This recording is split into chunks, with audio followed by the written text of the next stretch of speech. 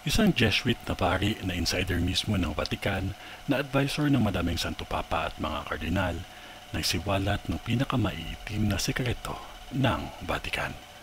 At ayon din sa kanya may mga visions pa sa third secret ng Fatima na hindi pa isina sa publiko.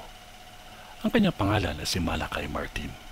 At yan ang ating tatalakayin sa video na ito.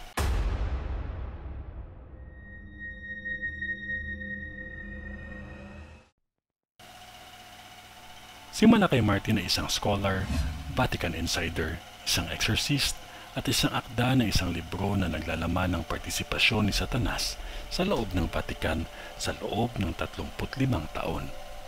Simula 1958 hanggang 1964, si Malakay Martin ay nagsilbi sa Roma bilang isang associate at party siya sa mga sensitive na mga misyon kasama niya ang Santo Papa.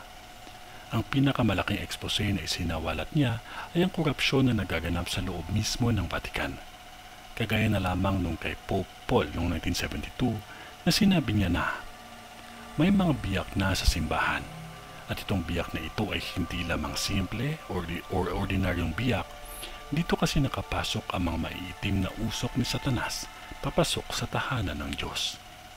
Ayon naman sa librong kanyang naisulat sa pahinang 632, ang pinaka nakakatakot na nangyari kay Pope John Paul II ay ang kanyang paglaban sa isang hindi matibag-tibag na presensya na tinatawag ng mga matataas na posisyon sa Vatican na the Super Force.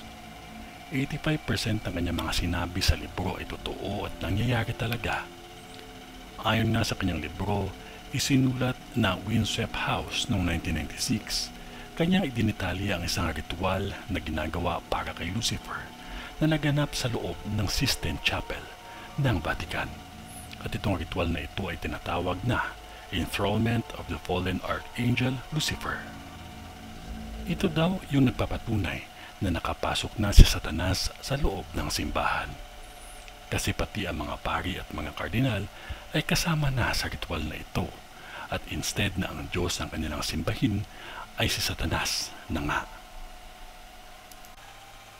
Ayon nga sa isang interview kay Malakay Martin sa New American, kinumpirma niya talaga ang pagkatotoo na naganap nga daw ang mga ganitong klaseng ritual o seremonya. Ayon din sa isang programa sa radyo, walang pag-aalinlangan na sinagot ni Malakay na totoong naganap sa loob ng Vatican ang ritual ng Enthronement of the Fallen Archangel Lucifer.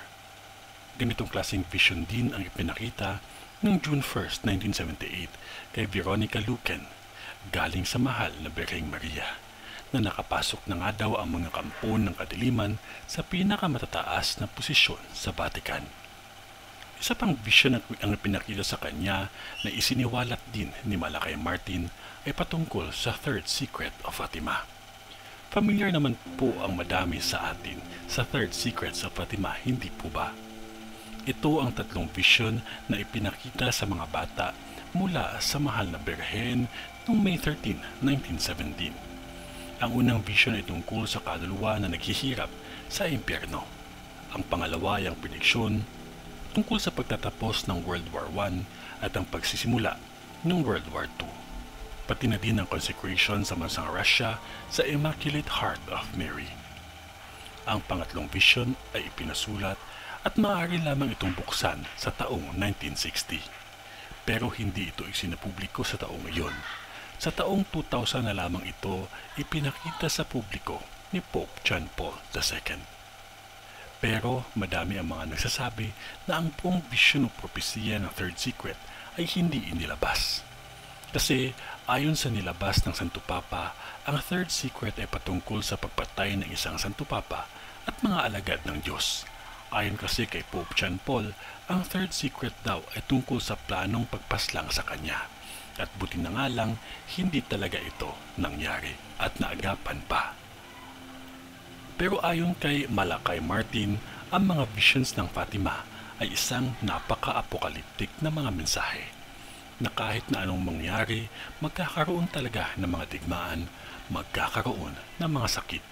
May mga bansa na mabubura talaga sa mapa at ikakamatay ng marami. Magkakaroon ng 3 days of darkness. Magkakaroon din ng isang epidemic na papatay sa isang buong bansa sa loob lamang ng isang gabi. May mga parte ng mundo na lalamunin ng dagat at magkakaroon ng mga bayolenteng mga bagyo at tornado. Hindi talaga ito magandang mensahe pakinggan at basahin. Kung totoo man ito, parang hindi na nga po inaisa sa publiko ang buong mensahe ng Third Secret of Fatima. Kayo po mga ka-PTV, ano po sa tingin ninyo? Kung ano man yun ay wala pa ding makakatalo sa taimtim na panalangin natin sa Diyos amang makapangyarihan sa lahat. Magtiwala lamang po tayo sa plano ng Diyos kasi mahal niya po tayo. Maraming salamat po sa inyong panood mga ka-PTV. God bless po sa ating lahat and stay safe po.